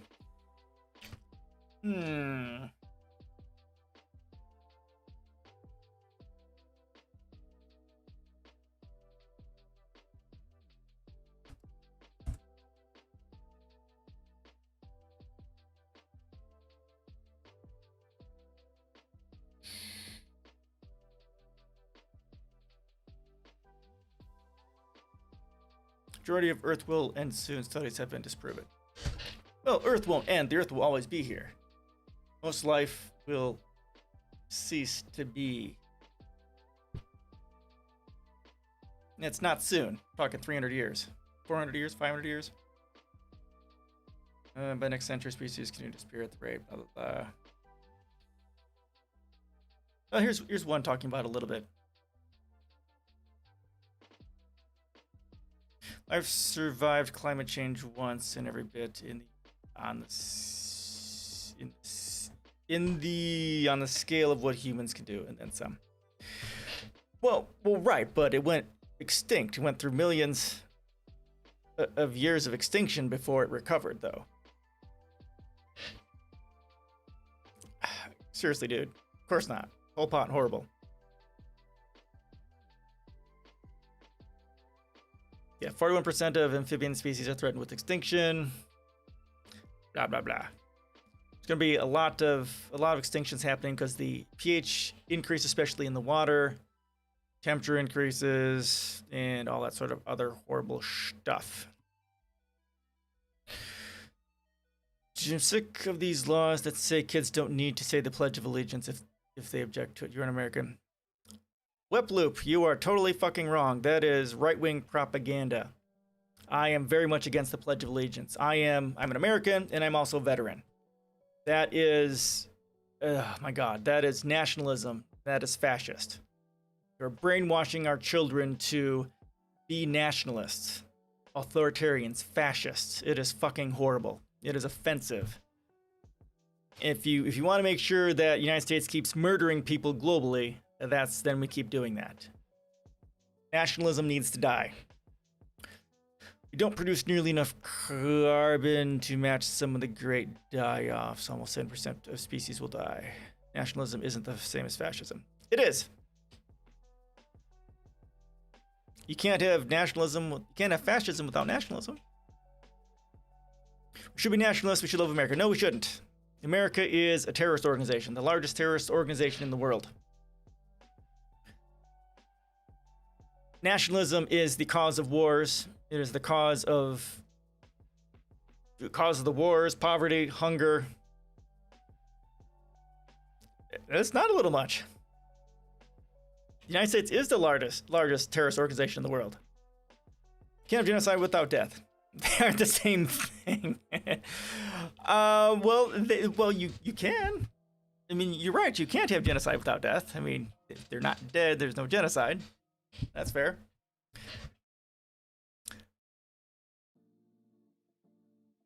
Nationalism is a disease because it separates us. Again, it's a violation of our mutual interdependence. The moment you put a label upon us that divides you from the rest of humanity, that violates interdependence and sets us against each other in competition.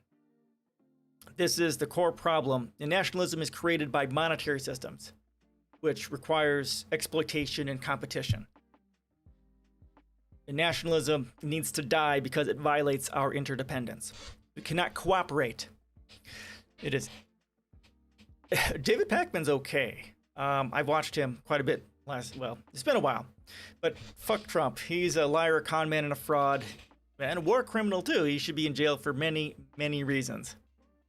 And he'll never go to jail for anything he did as a president, but hopefully he'll go to jail for the lying and for being a con man and a fraud, for the past however many decades. This is basically what you're saying. Nationalism can be an awful thing, truly. It is an awful thing, but it isn't fascism. And I'm sick and tired of people ruining the way to fascism. Okay, all right. Okay, that's fair. That's fair. You're right. I am being a little bit hyperbolic when saying that. You're right. Okay, I'll calm down. I'll calm the fuck down. But nationalism is a disease because without the nation states, we would be cooperating together, and that's the fundamental problem with nationalism. Thanks for calling me out. That's fair. That's fair. But that's what we need to do. That's what my policies are really here about. And that's why interdependence is the most important part of my policies. Interdependence. That's why I have a part here in my policies working against nationalism. We need to stop being proud of our nation states. What are your thoughts on why you keep asking me this stuff? I have no idea what that is. No idea. Yeah, our laws enforcing patriotism and nationalism need to be ended. Ending the recital of the Pledge of Allegiance, national hymns, and so on. All that stuff needs to be ended. Needs to be ended. I was over here. So yeah, interdependence. This is the key thing that we need to remember. And this is the key thing that monetary systems separates us from. Monetary systems, capitalism requires the abject rejection of our mutual interdependence and therefore requires competition and therefore sets us against each other. What the fuck are you asking for? Seriously, dude.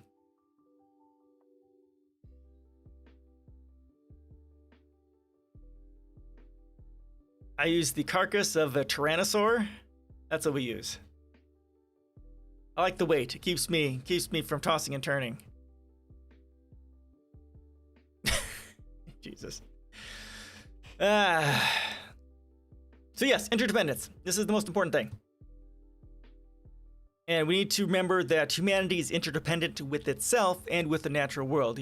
Humanity is not above and beyond the natural world. We are an integral part of it. And the fact that we think that we are above it, and that what we do is somehow insulated from the natural world and the ecosystem and the processes is part of the problem. We need to restore this balance of humanity being a part of the ecosystem, greater ecosystem of the natural world. And that this being out of balance and us no longer recognizing that is what has caused pollution and climate change and all that sort of stuff going on. That's why we need to change our values to have the values in order to make the proper policy changes.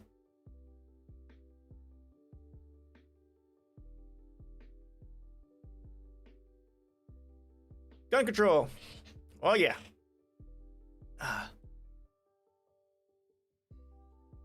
Yep. I do have gun control. Here are my policies on that. Well, honestly, if the real issue is this: if you want to solve the crime problem, you solve the inequality problem. You solve inequality and you solve almost all other issues. So the most powerful thing we could do is universal healthcare, universal education, UBI, universal housing, blah, all this leftist garbage that we talk about. You do all those things, and that will then crime goes down drastically. Well, guns are also a problem. In the meantime, while we are dealing with the inequality problem, which is never actually going to get fixed because the United States, especially here is super corrupt. And invented crime is the worst. All crime. I can't go that far. But guns are a problem until inequality is solved, and inequality isn't going to be solved anytime soon. So we do have to limit, obviously, the people who are going to commit crimes or might be a danger to others shouldn't have access to guns.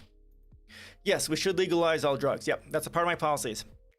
Portugal did it like 20 years ago or something like that, a decade ago, a long time ago, and it greatly reduces everything. Sweden has Sweden done it?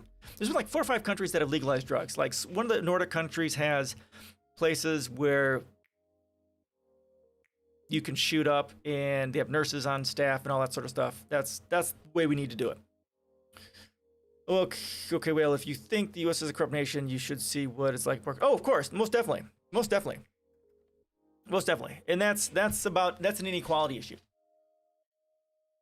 I don't know about that. I'm torn on that. My wife is from Europe, and I don't think she's from Belarus. I don't know if they have I think they have a drinking age of some sort, but they're drinking. They have wine all the time. They've had wine at the young age, so I don't know. And honestly, the drinking issue also is the drinking problem is also directly related to inequality too. So I don't have anything stated in my policies about that. I haven't really given that much thought. But ultimately, if you don't want to worry about it, went to Minsk? Okay, yep, I've been there. I've been there 1 or 2 times. At least 2 times. Drinking young and self-control reduces chances of adulthood. Yeah, could very well be.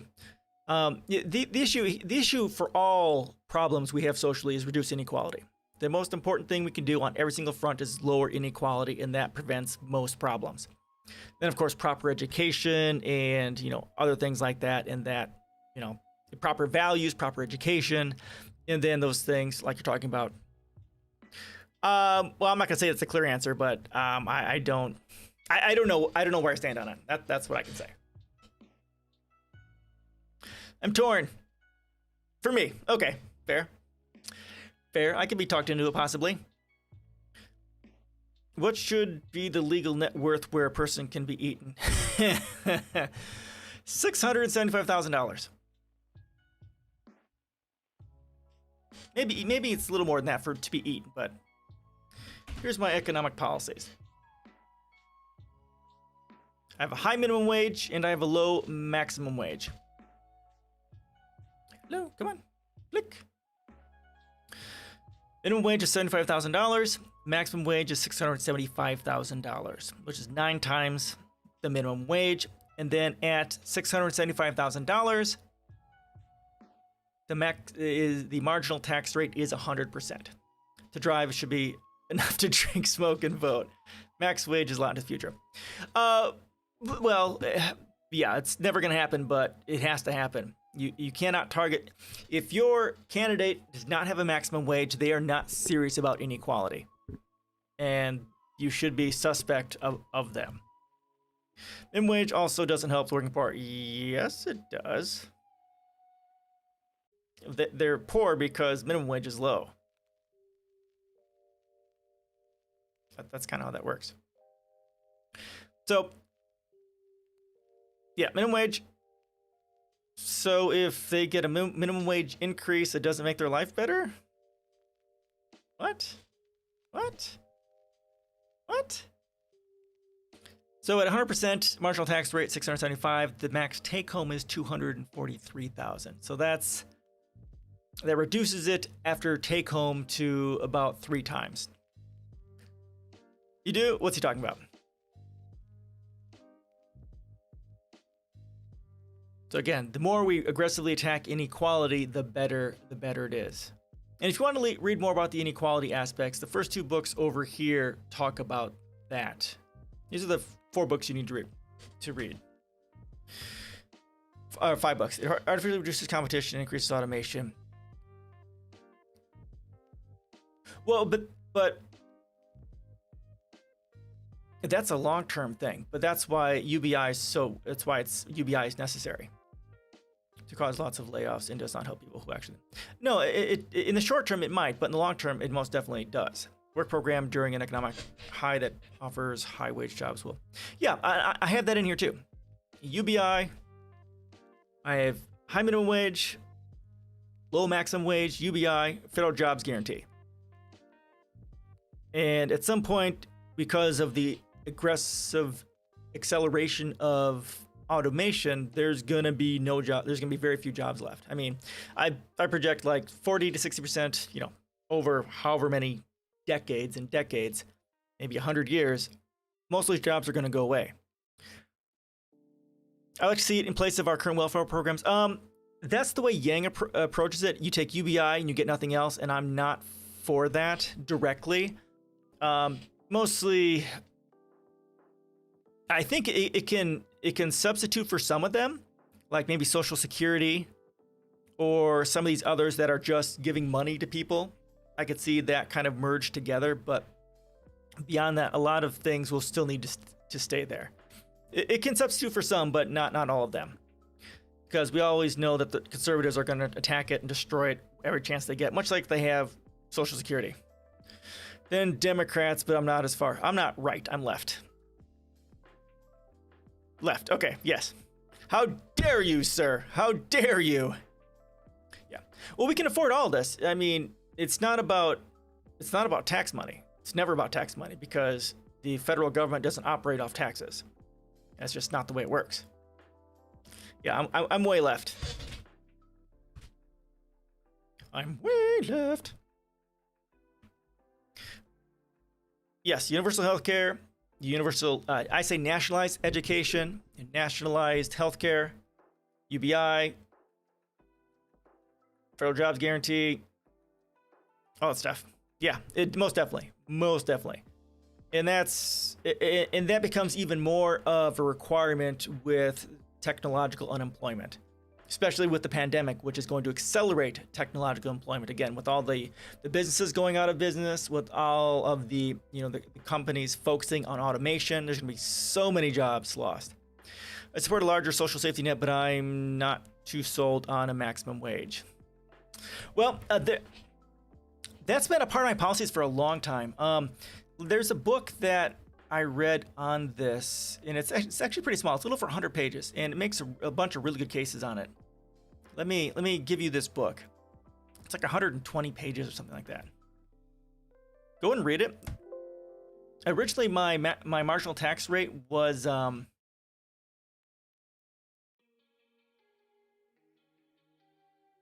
set to 99%, but this book made a great case for setting it to 100%. Go ahead and read this, and it could you can learn more about that. You can't reduce inequality if you don't have a maximum wage. If you believe inequality has to be tackled, then you have to believe in a maximum wage. Otherwise, you're not serious about inequality. Okay, but national schools and educate 50 to 240,000 any given year is a good idea. Force more college competition. Should we? Yes, we should legalize prostitution. I have a whole page on that. It's one of the first. This is actually one of the first pages I wrote, actually. So competition is bad. I don't want to say competition is bad. We need to nationalize the education so everyone gets the same. Legalize incest. No. Child rape should not be legalized. Yeah, nationalize education.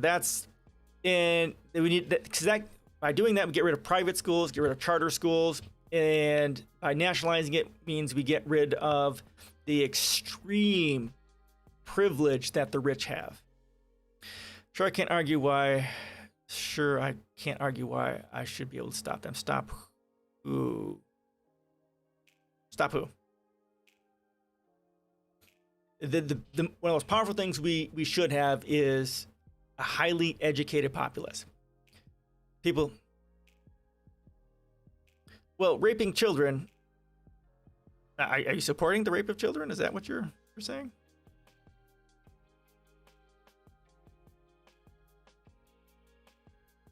I mean, that's what it boils down to. If you support, yeah, what? I'm confused. Be clear, man.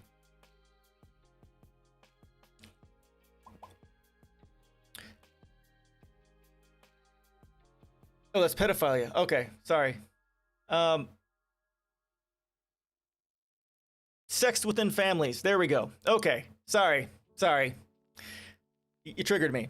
Okay, sex within families, right? Okay, so the primary issue with that, I don't know what the studies say about that and genetic mutations. I think that's a big part of the problem with that. But also the other part of it is power dynamics.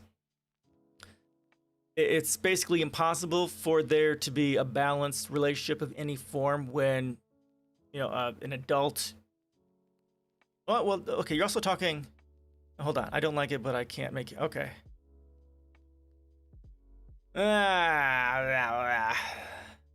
Yeah, I haven't thought about it myself. I'm not a fan, but I haven't really thought about it.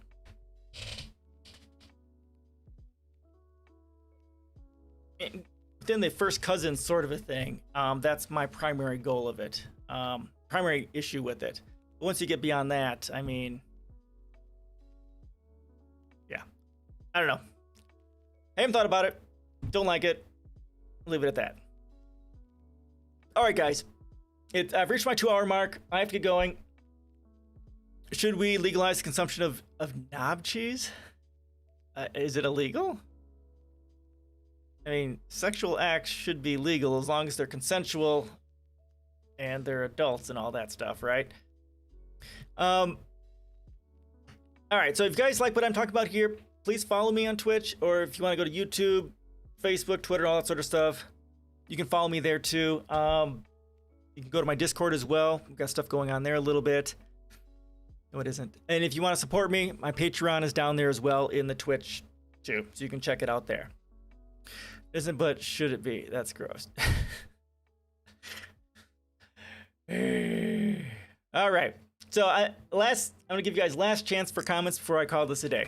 Anything. Not that there hasn't been a whole bunch of random stuff already, but it's been a good conversation. Thank you guys for joining me. I really do appreciate that. A lot of new people here. It's pretty cool. Trump did nothing wrong. That's fucking hilarious. God, I hope he ends up going to jail. He won't, but I hope he does. He won't, but I hope he does. Again, if you want to read more about what I think, Cancer of Capitalism is a great place to start. My blog is here, and I have policies as well. Favorite dog breed? I don't really have. I'm a larger dog. Sort of dude, like Huskies, German Shepherds, that sort of thing. Lock them all up, exactly right. Lock them all up and then cut their heads off. And let us drink the blood of our enemies. Oh, yeah, exactly. And that's that's what I've said before. Pretty much everyone in Congress, they all need to be in jail. All of them. It's horrific. Just get rid of the key? Well, we want to recycle, right? We want to be environmentally sustainable, right? I mean, let them sit there and rot is a waste of a good, people burger. Should we devolve back into monkeys? No, that's ridiculous. Then we wouldn't have mint ice cream. That would be a fucking crime. A crime. All right, guys. Thanks so much for joining me. A whole bunch of new people here. Really appreciate that. I stream on Tuesdays at 5 p.m. Central, Thursdays 5 p.m. Central, and Saturdays at 3 p.m. Central. CSA, the Consumer Supported Agriculture, right? CSA? They remember the CSA. A couple of years and half of them are over 120. Well, that's true. I suppose they wouldn't be too good to eat. Very gamey. Stringy. The Confederate States, yeah. World will be okay. Yikes. Okay. All right, guys. Thank you so much. So I'll take a hold on. Thanks for joining me. Have a great week, and we will. Those are good old days. Yeah, definitely during the election. Have a great week, and we'll see you guys on Saturday. And Discord, Twitch, Patreon, all that stuff is down there. See you guys later. Have a great week.